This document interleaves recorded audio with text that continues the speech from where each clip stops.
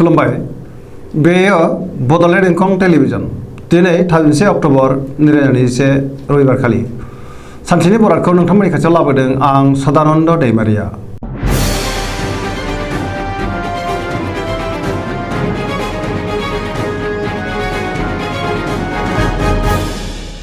सिगां फरायथिं लादों मेष राशि गिबि हांखो अ ल दिनैनि साना मोजां आरो गाज्रिनि गेजेरजों बाबेनलांगोन। गोसोनि साननायफोरा जाफुंनाय नङा। गोबां जेंनाजों मोगा-मोगि जानांनो हागौ। गोसोखौ दिनै जोबोर गुलुं-गुजुं मोनगोन। गुबुननि गोसोआव दुखु होफ्रांनो हागौ। सोरजोंबा नांलाय-खमलाय एबा एना-एनिबो जानो हागौ। सांग्रां जानाया गाहाम। गोसोनि साननायफोरा देबर नांगोन। देहाया मोजाङै थागोन। रांखावरियाव मोजां नाथाय खरसायाबो बांगोन। बेफार फालांगियाव मोजां मुलाम्फा मोननो हागोन। अब्लाबो नाथाय गुबुना खहा खालामनो नाजागोन। सांग्रां जानाया गाहाम। न'खराव दिनै अनलायनाय फैगोन। मावनो लानाय खामानिखौ थि समावनो मावफुंनो हागोन। अब्लाबो नाथाय नेगेटिभ एनार्जिनि गोहोम गोग्लैनो हागौ। लाइमोनफोरनि गोसोआ जोबोर रमान्टिक जागोन। गुबुनजों बाङाय बुंनायानो गाहाम। सोरबा खाथि लोगोआ गाज्रि नोजोर होखोमागोन। सांग्रां जानायनि गोनांथि दङ। गुबुननि गोसोखौ बोनो गोब्राब जागोन।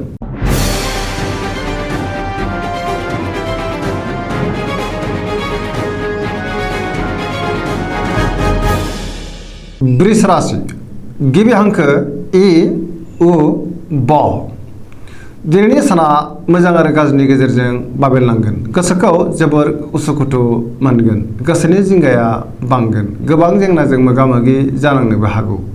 गोजोननायनि आंखाल जागोन। बहाबा दावबायहैयोब्ला सांग्रां जानाया गाहाम। जाब्रबथायनि आसा दङ। गोथों आरो गोग्गो साननो रोंनाय नङा। मावनो लानाय खामानिखौ मावफुंनो दिनै गोब्राब जागोन। समाजाव मान मोनगोन। रांखावरियाव बारा मोजां नङा। नाङा-फाङा खरसाया बांगोन। सोरबा लोगोआ थगायनोबो नाजागोन। बेफार फालांगियाव खहा जानांनोबो हागौ। न'खराव बिसि-फिसायनि गेजेराव अनलायनाय फैगोन। बिदा-फंबायजों मोजां सोमोन्दो थागोन। देहाया दिनै बारा मोजां थानाय नङा। देहाखौ जोथोन लानांगौनि गोनांथि दङ। जानाय-लोंनायाव सांग्रां जानाया गाहाम।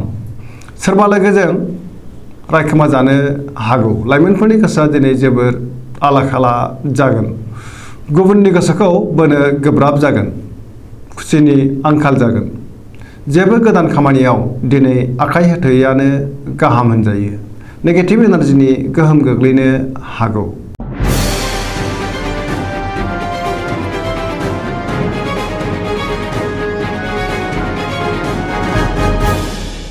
मिथुन राशि गिबि हांखो क स दिनैनि साना जोबोर मोजां। मावनो लानाय खामानिखौ थि समावनो मावफुंनो हागोन। गोसोखौ जोबोर गोजोननाय मोनगोन। देहायाबो मोजाङैनो थागोन। रांखावरियाव जोबोर मोजां होनजायो। आयआ बांगोन। मोननो गोनांफोरखौ दिनै मोननो हागोन। बेफार फालांगियाव जोबोर मोजां मुलाम्फा मोनगोन। न'खराव बिसि-फिसायनि गेजेराव अनलायनाय फैगोन। बिदा-फंबायजों मोजां सोमोन्दो थागोन। गोसोनि साननायफोरा जाफुंगोन। गुबुननि गोसोखौ बोनो हागोन। सिगांनि बबेबा जेंनाखौ दिनै गोरलैयैनो सुस्रांनो हागोन। गोसोआ जोबोर खुसि जागोन।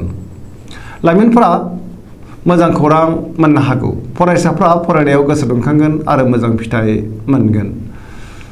गोसोआ दिनै जोबोर रमान्टिक जागोन आरो गावबा गावनि गोसोनि साननायखौ लाइमोनफोरा फोरमायलायनोबो हागोन।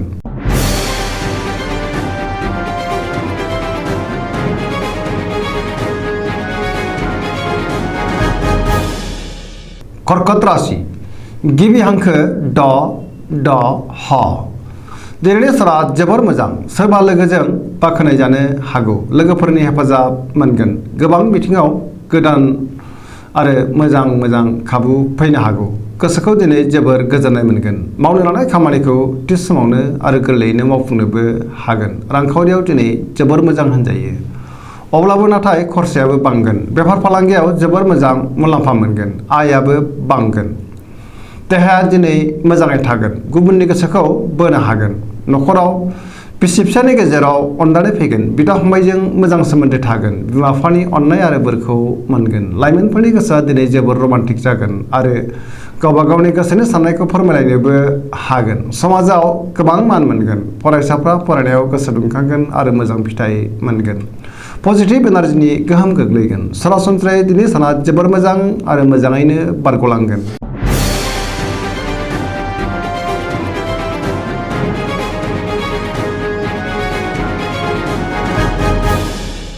सिंह राशि गिबि हांखो म ट। दिनैनि साना जोबोर मोजां। बयजोंबो अनजागोन आरो गुबुनखौ अननो रोंगोन। गोसोनि बोलोआ बांगोन। गोसोखौ दिनै जोबोर गोजोननाय मोनगोन। देहाया मोजाङैनो थागोन। गोबां बिथिङाव जेरावबो जाफुंसार जानो हागोन।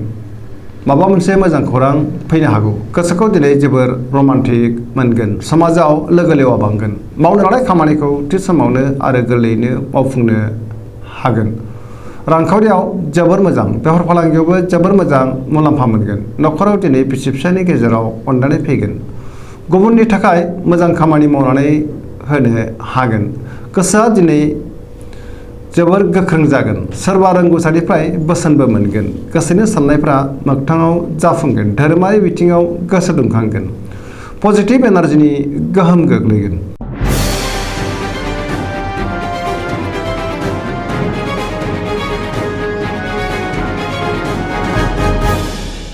कन्या राशि गिबि हांखो प ट।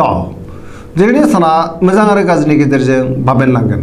बयजोंबो गोरोबनो रोंगोन। हरखाबै सोरबा लोगोनिफ्राय मोजां खौरां फैनो हागौ। सिगांनि बबेबा जेंनाखौ दिनै सुस्रांनो हागोन।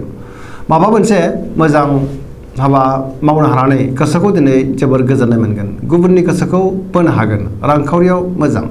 नाथाय नाङा फाङा खरसायाबो बांगोन। बेफार फालांगियावबो मोजां मुलाम्फा मोनगोन।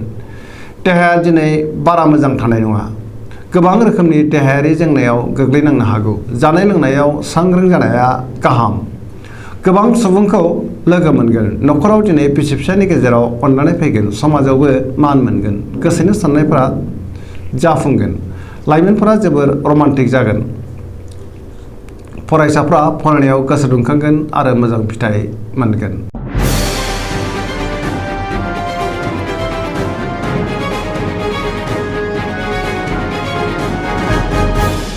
तुला राशि गिबि हांखो र ट। दिनैनि साना जोबोर मोजां। गोसोखौ जोबोर गोजोननाय मोनगोन। गुबुनखौ मान होनो रोंगोन आरो गुबुनजों मान होजागोन। सोरजोंबा बाख्नाय जानो हागौ। बहाबा दावबायहैनो खाबु मोनगोन। गोसोआव दिनै गोदान बोलो फैगोन। जाफुंसार दावबायनो हानानै गोसोखौ दिनै जोबोर गोजोननाय मोनगोन। गोसोनि बोलोआ बांगोन। गावनि गोसोनि साननायखौ गुबुननो फोरमायनो हागोन। गोसोनि साननायफ्रा जाफुंसारगोन। मावनो लानाय खामानिखौ थि समावनो आरो गोरलैयैनो मावफुंनो हागोन। देहायाबो दिनै मोजाङै थागोन। रांखावरियाव मोजां। मोननो गोनांफोरखौ दिनै मोननो हागोन। बेफार फालांगियावबो मोजां मुलाम्फा मोनगोन। न'खराव दिनै बिसि फिसायनि गेजेराव अनलायनाय फैगोन। बिदा फंबायजों मोजां सोमोन्दो थागोन। फरायसाफ्रा फरायनायाव गोसो दुंखांगोन आरो मोजां फिथाइ मोनगोन। लोगोफोरनि हेफाजाब मोनगोन।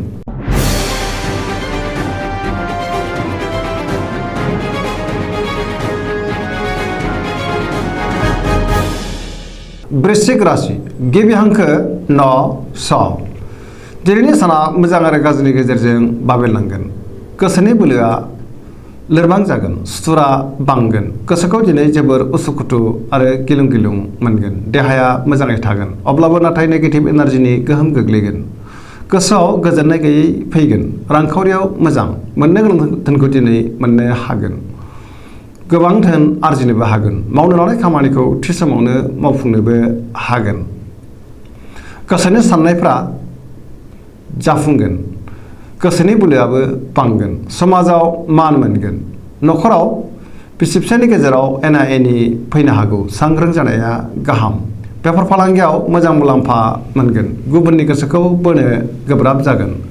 सेंग्रा सिख्लाफ्रा गोसोखौ दिनै जोबोर रमान्टिक मोनगोन आरो गावबा गावनि गोसोनि साननायखौ फोरमायलायनोबो हागोन। फरायसाफ्रा फरायनायाव गोसो दुंखांगोन आरो मोजां फिथाइ मोनगोन।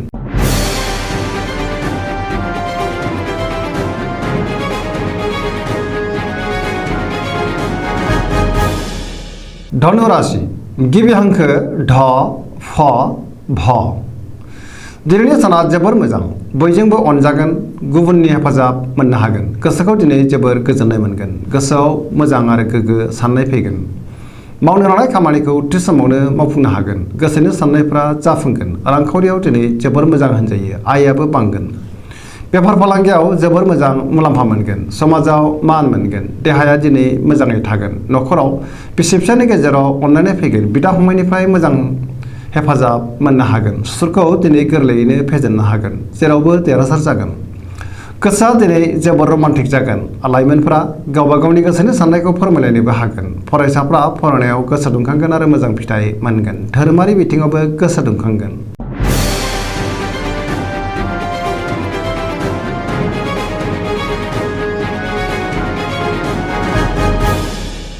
मकर राशि गिबि हांखो ख ज दिनैनि साना मोजां आरो गाज्रिनि गेजेरजों बाबेनलांगोन गोसोखौ जोबोर उसाव बादाव मोनगोन रांखावरियाव मोजां नाथाय अब्लाबो खरसायाबो बांगोन बेफार फालांगियाव मोजां मुलाम्फा मोननो हागोन न'खराव अनलायनाय फैगोन मावनो लानाय खामानिखौ थि समावनो मावफुंनो नाथाय गोब्राब जागोन माबा नङा माबा मोनसे हेंथा नुजाथिनो हागौ समाजाव मान मोनगोन सोरबा लोगोनिफ्राय हरखाबै मोजां खौरां फैनोबो हागौ गोसोनि साननायफोरा जाफुंगोन गोसोनि बोलोआबो दिनै बांगोन लाइमोनफोरनि गोसोआ जोबोर रमान्टिक जागोन फरायसाफ्रा फरायनायाव गोसो दुंखांगोन आरो मोजां फिथाइ मोनगोन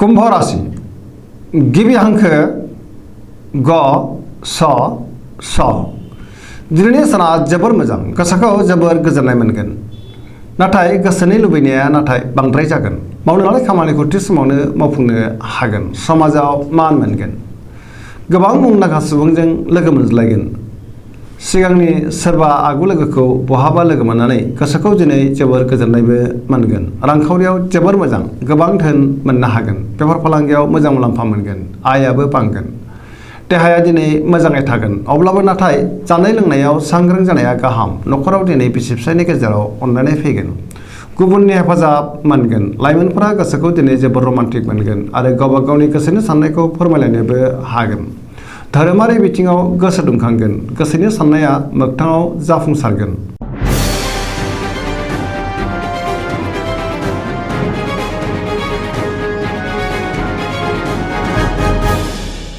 मीन राशि गिबि हांखो ड स दिनैनि साना जोबोर मोजां पजिटिभ एनार्जिनि गोहोम गोग्लैगोन गोजोननि आंखाल जानाय नङा बयजोंबो गोरोबनो रोंगोन गोसोखौ दिनै जोबोर गोजोननाय मोनगोन गोसोआव गोबां बिथिंनि रोंगौथि फैगोन मोनफ्रोमबो बिथिङावनो सांग्रां जानोबो रोंगोन गोसोनि बोलोआ बांगोन गावनि गोसोनि साननायखौ गुबुननो फोरमायनोबो हागोन लाइमोनफोरा गोसोखौ दिनै जोबोर रमान्टिक मोनगोन आरो गावबा गावनि गोसोनि साननायखौ फोरमायलायनोबो हागोन गुबुननि अनसायनाय मोननो हागोन देहाया दिनै मोजाङै थागोन रांखावरियाव जोबोर मोजां होनजायो मोननो गोनांखौ दिनै मोननो हागोन बेफार फालांगियाव जोबोर मोजां मुलाम्फा मोनगोन न'खराव दिनै अननानै फैगोन बहानिफ्रायबा मोजां खौरां फैनो हागौ पजिटिभ एनार्जिनि गोहोम गोग्लैगोन सरासनस्रायै दिनै साना जोबोर मोजां आरो मोजाङैनो बारग'लांगोन दिनैनि राशि फरायनाया एसेनोसै जोबनायाव बेखौनो खावलायो जाहाथे नोंथांमोना सानफ्रामबो